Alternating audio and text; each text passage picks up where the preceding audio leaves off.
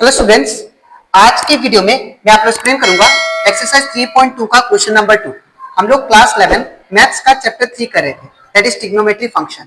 इसके पिछले वीडियो में मैंने आप लोग को दैट इज चैप्टर 3 का एक्सरसाइज 3.1 का जितना भी क्वेश्चन था वो सारा मैंने आप लोग को एक्सप्लेन कर दिया है, ठीक है।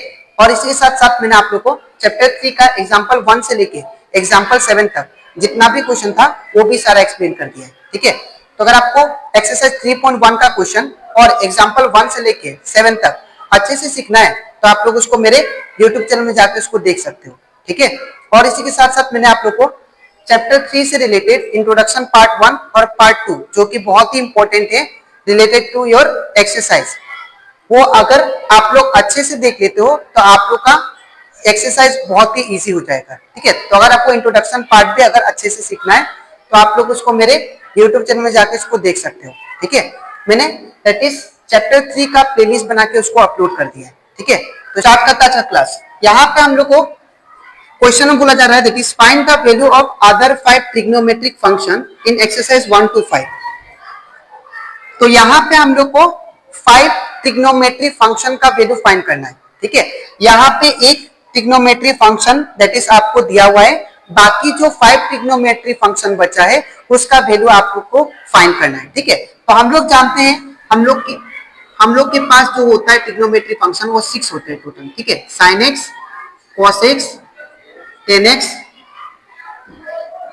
cosec x, sec x and cot x, ये हमारे पास 6 ट्रिग्नोमेट्री फंक्शन होते हैं दैट इज, ठीक है। तो अगर ये 6 ट्रिग्नोमेट्री फंक्शन होते हैं तो यहाँ पे आपको वैल्यू क्या दिया है, sin x का वैल्यू। तो अगर sin x का वैल्यू प्रोवाइडेड है तो बाकी जो 5 ट्रिग्नोमेट्री फंक्शन जो बचा है उसका वैल्यू क्या होगा वो आपको फाइंड करना है, ठीक है। तो इसके लिए आपको बेसिक फॉर्मूला चाहिए और क्वाड्रेंट का कंसेप्ट चाहिए, ठीक है। तो मैंने लास्ट वीडियो में भी समझाया था क्वाड्रेंट का कंसेप्ट। तो अगर आपको क्वाड्रेंट का कंसेप्ट अच्छे से सीखना है तो आप लोग दैट इज इंट्रोडक्शन पार्ट 2 जाके आप लोग देख सकते हो, ठीक है। तो मैं फिर भी यहाँ पे फटाफट में समझा देता हूँ।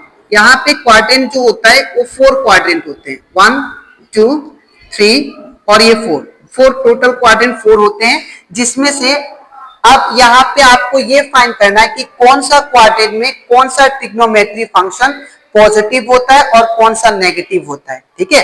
तो आपको एक ट्रिक बता रहा हूं जिसके थ्रू आप लोग ये पता कर सकते हो कि कौन सा ट्रिग्नोमेट्री फंक्शन कौन सा क्वाड्रेंट में पॉजिटिव होता है कौन सा नेगेटिव होता है, ठीक है। तो ये ट्रिक है ASTC।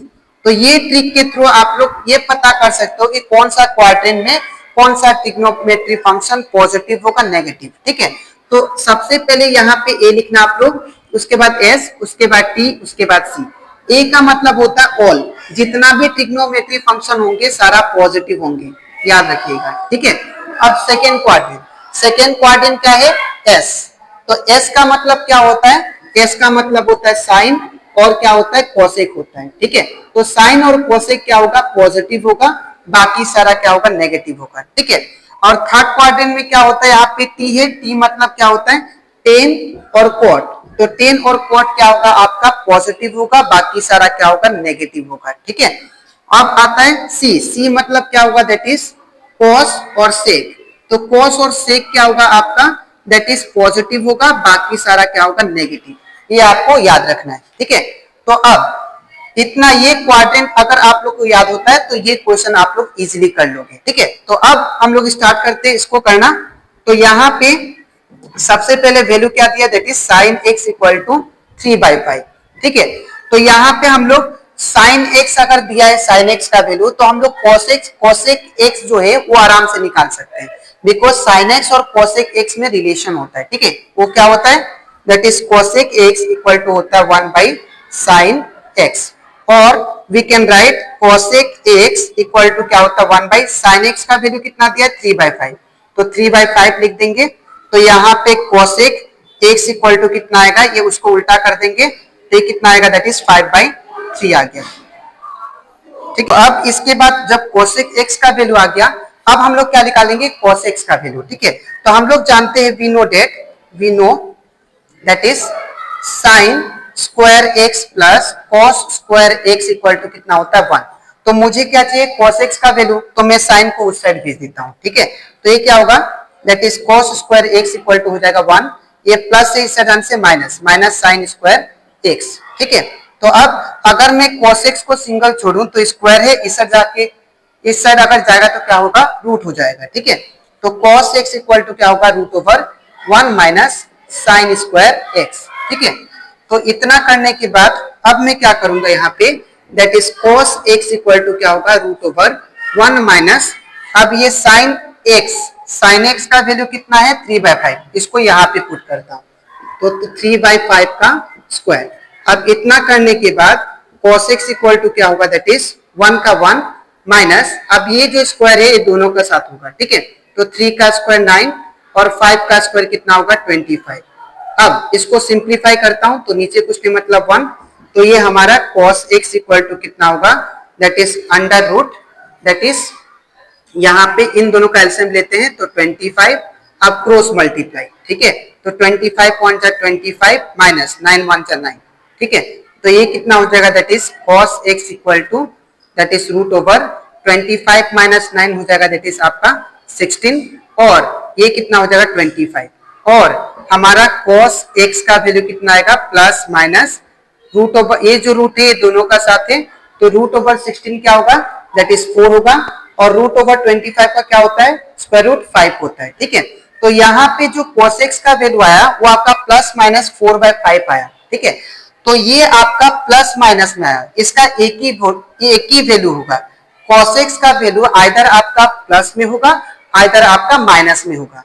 तो इसको फाइंड करने के लिए कि प्लस में होगा कि माइनस में होगा cos x का वैल्यू, आप लोग को क्वेश्चन चेक करना है।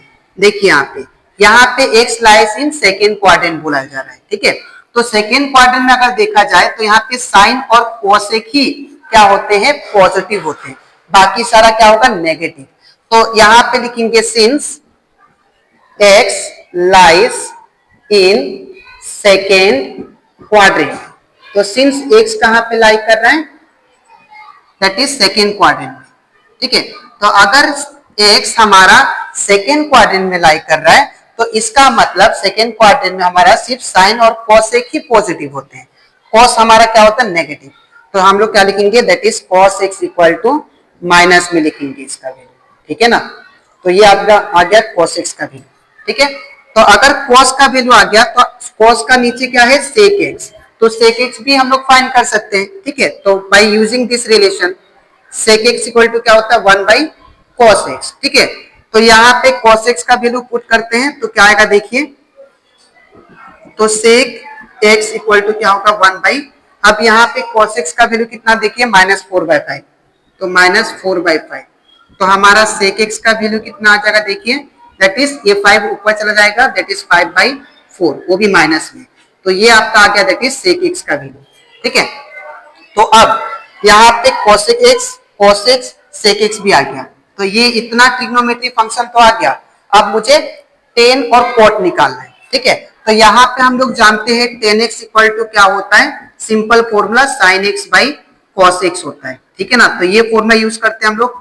तो यहाँ पे tan x इक्वल टू क्या होगा, यहाँ पे हमारा sin x का वैल्यू कितना है, दैट इज 3/5, तो इसको 3/5 पुट करते हैं हम लोग, और इसके नीचे फिर cos x का वैल्यू कितना है, देखिए, तो यहाँ पे cos x का जो वैल्यू है यहाँ पे हम लोग निकाले हैं, दैट इज -4/5, तो यहाँ पे क्या होगा, -4/5, ठीक है ना। तो ये 5 से 5 कैंसल, तो यहाँ पे हमारा tan x का वैल्यू कितना आ गया, दैट इज -3/4, तो -3/4 हमारा tan x का वैल्यू आ गया, ठीक है।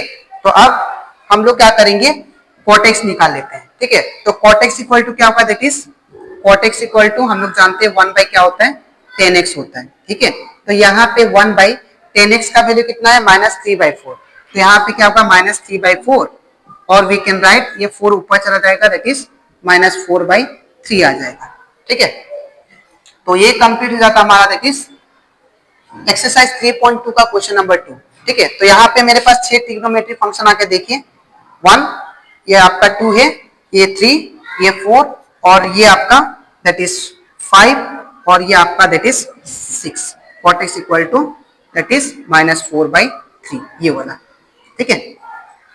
तो आपको लिखना कैसे मैं बता देता हूं। सबसे पहले ये पार्ट, और इसके नीचे आपको क्या करना है, ये लिखना है, और इसके नीचे आपको क्या लिखना है, ये वाला, ठीक है। तो अब इसके नेक्स्ट वीडियो में मैं आप लोग एक्सप्लेन करूंगा, दैट इज एक्सरसाइज 3.2 का क्वेश्चन नंबर 3। ठीक है, तो आज के लिए इतना ही, मिलते हैं नेक्स्ट वीडियो में। Thank you.